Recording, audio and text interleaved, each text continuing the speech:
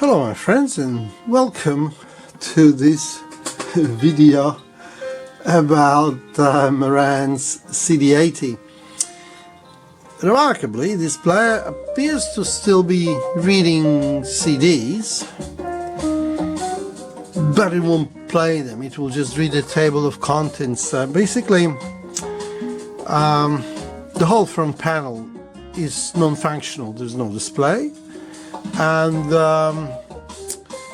there's no controls, so you cannot really play and press play or check what's really going on. And I've received from a sort of customer from StereoNet Australia who sometimes send me stuff. Well, surely enough, this is a modified unit. As you can see, there's some kind of high stability clock, and in here op amps have been replaced by this contraption on a breadboard. Well, I mean, I'm not as arrogant as to say that I can improve on Marantz engineers. You know, I can barely fix stuff, you know, and people who improve upon those designs can't fix them, because he had 3 of those Marantz players, and obviously he just sold that one for parts because had no idea. Problem also is that there's a cable going in between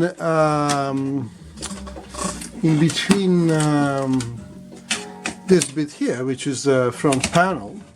So in here there is a socket, and it goes to there to control volume. It's motorized volume control, and that's just missing. So maybe there's some voltage coming from there, and which is missing on that board, but it doesn't look like it. Doesn't look like it at this stage.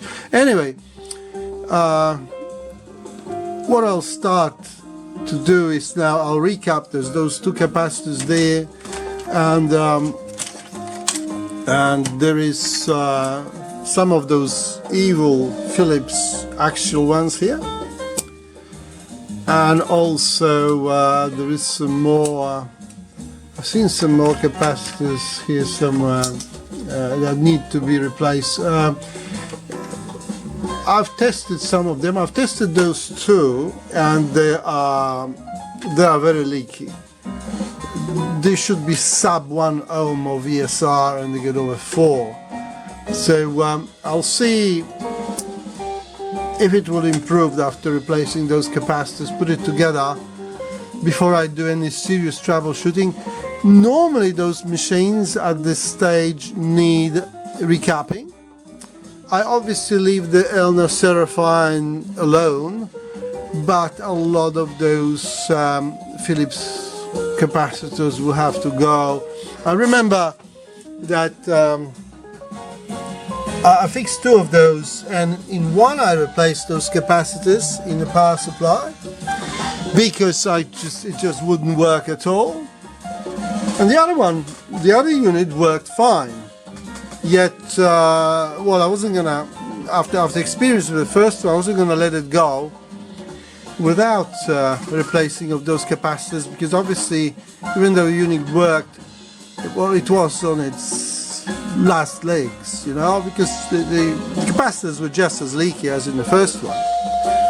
Well, I just noticed here there's some Styrosil capacitors or polystyrene ones there that, well, I'm sure it's not a factory arrangement.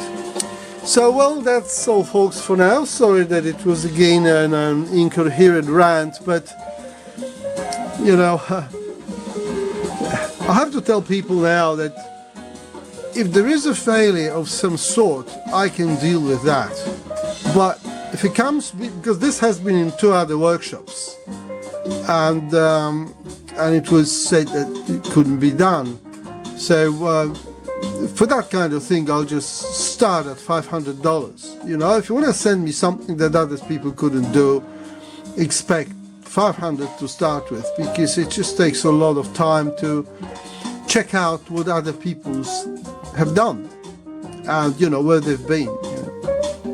Who knows? I mean, any of that could cause a short on one of the supply lines, and that's why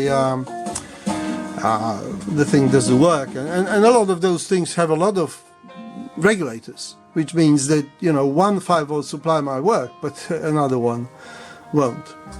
Well, thank you very much, and excuse me again for this